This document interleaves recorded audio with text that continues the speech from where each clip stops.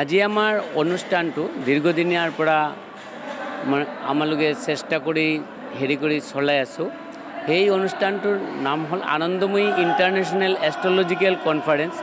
তাৰ মাজতে আমাৰ 5খন দেশৰ মানুহ আহিছে, এছিয়ান কাণ্ট্ৰিবিলাক, ম্যানমাৰ, নেপাল, বাংলাদেশ, ভূটান, শ্ৰীলংকা আৰু বহু মানুহ আমাৰ দেশৰ পৰা আহিছে, যেনেকুৱা বম্বে, বেংগালোৰ, দিল্লী, কলকাতা, এইবোৰৰ পৰাও আমাৰ এষ্ট্ৰলজাৰ, বাস্তুবিদ আৰু তন্ত্ৰশাস্ত্ৰবিদ গোটেই আহিছে।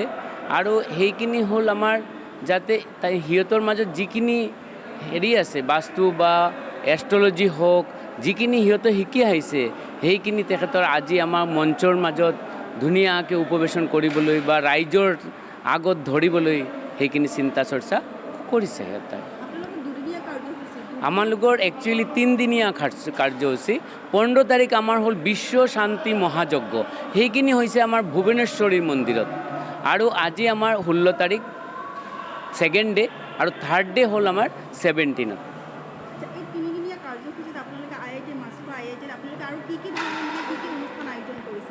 তাৰ মাজতে আমাৰ বিহু গীত হ'ব, এটা আমাৰ ব্ৰেকআপত হ'ব আমাৰ যোগা, মানুহৰ বহি থাকি পেলাইও যাতে মানুহৰ ব্ৰেইনটো কেনেকুৱাকৈ নৰ্মেল কৰিব পাৰে, শান্ত ৰাখিব পাৰে, তাৰ কাৰণে এটা 45 মিনিটছৰ এটা যোগাৰ প্ৰগ্ৰাম আছে। তাৰ মাজতে আমাৰ এটা আছে শাস্ত্ৰীয় নৃত্য আছে, তাৰ মাজতেও বৰগীত আছে। এইখিনি বিভিন্ন প্ৰকাৰ অনুষ্ঠানৰ মাজেদি সেইটো আমাৰ চলিব। হয়, এক গাম্ভীৰ্যপূৰ্ণ অনুষ্ঠান হৈ আছে ITA মাছখোৱা প্ৰকল্পত। আনন্দময় ইণ্টাৰনেশ্যনেল এষ্ট্ৰলজিকেল কনফাৰেঞ্চ।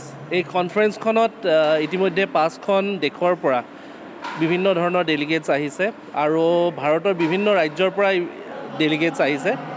আৰু প্ৰত্যেকখন ৰাজ্যৰ যিসকল ডেলিগেটছ আহিছে, খুবেই তেওঁলোকৰ উৎসাহ দেখা পোৱা গৈছে, কাৰণ অসম যাদুৰ দেশ, তন্ত্ৰ মন্ত্ৰৰ দেশ, এষ্ট্ৰলজিৰ দেশ আমি সকলোৱে জানো। কিন্তু ইয়াতে সেই প্ৰাণ কেন্দ্ৰটোত আমি এই ইণ্টাৰনেশ্যনেল কনফাৰেঞ্চখন আয়োজন কৰাৰ বাবে তেওঁলোক উৎসাহিত আৰু তেওঁলোক আহি খুব ভাল পাইছে, আমাক জনাইছে।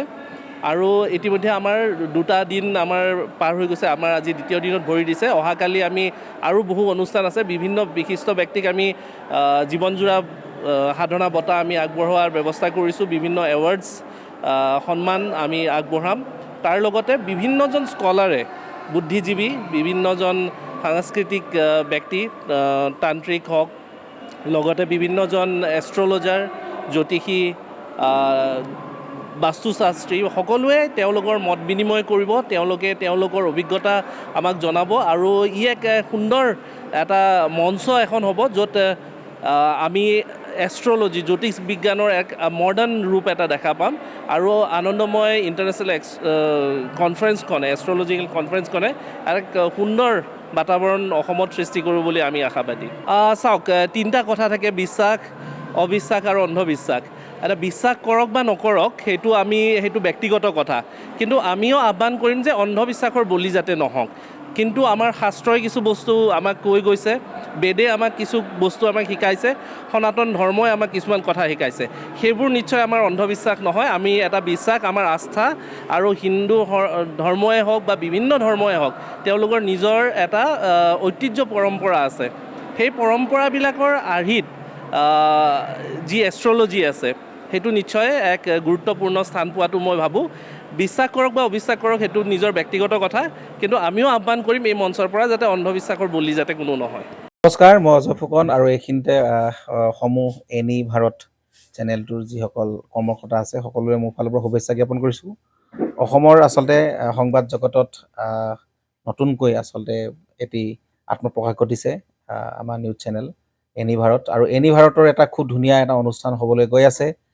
সকলোৱে জানে, আমাৰ সকলোৰে মৰমৰ হাৰ্টথ্ৰব জুবিন গাৰ্গৰ গানে কি আনে, আচলতে জুবিনদাৰ সেই গীতৰ আধাৰত আমাৰ হিৰুদাই লিখা সেই গীতটি গানে কি আনে, এই গানে কি আনে নামৰ এটি তেওঁলোকে সাংগীতিক ৰিয়েলিটি শ্ব' কৰিবলৈ গৈ আছে। আৰু 15 আগষ্টৰ পৰা গোটেই আৰম্ভ হ'ব। প্ৰথম অডিশ্যন অসমৰ ধেমাজি জিলাত আৰম্ভ কৰিব। গতিকে যিসকল প্ৰতিভা আছে, যিসকলে গান ভাল পায়, যিসকলে তেওঁলোকৰ নিজৰ প্ৰতিভা আচলতে দেখুৱাব বিচাৰে, এই ৰিয়েলিটি শ্ব'ত গানে কি আনে এই প্ৰতিযোগিতাত অংশগ্ৰহণ কৰক, আৰু খুব ধুনীয়া আপোনালোকে সুবৰ্ণ সুযোগ লাভ কৰিব। লগতে ইয়াতে পুৰস্কাৰ আছেই, বিভিন্ন ধৰণৰ উপহাৰো আপোনালোকে লাভ কৰিব আৰু লগতে এগৰাকী প্ৰতিষ্ঠিত আচলতে এগৰাকী শিল্পী হিচাপে অসমৰ সাংস্কৃতিক জগতত আপোনালোক প্ৰতিষ্ঠা লাভ কৰিব। গতিকে গোটেই অনুষ্ঠানটোলৈ মোৰ ফালৰ পৰা শুভকামনা থাকিল আৰু লগতে এই অনুষ্ঠানটোত আপোনালোকে অংশগ্ৰহণ কৰিব, আমিও আছোঁ আৰু সকলোকে আমি লগ পাম। ধন্যবাদ।